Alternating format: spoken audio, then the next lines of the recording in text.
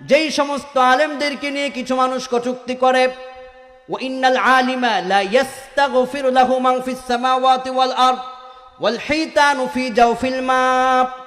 আলেম যারা হবে তাদের জন্য আকাশের উড়ন্ত পাখিরা দোয়া করে, বৃক্ষের ভিতরে যেই পাখির গাছের ভিতরে যেই পাখির ভিতরে ছোট্ট পাখি থাকে সেই পাখি তাদের জন্য দোয়া করে, ফেরেশতারা তাদের গুনাহ মাফের জন্য দোয়া করে, পিপিলিকার গর্তের ভিতরে যেই পিপিলিকা থাকে তাদের জন্য দোয়া করে।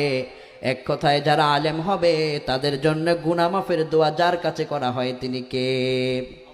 আল্লাহর কাছে ক্ষমা প্রার্থনা করা হয় আলেমদের জন্য। শুধু এখানেই শেষ নয়, বিশ্বনবী বললেন, কুন আলিমান আও মুতাআল্লিমান আও মুস্তামিআন আও মুহিব্বান।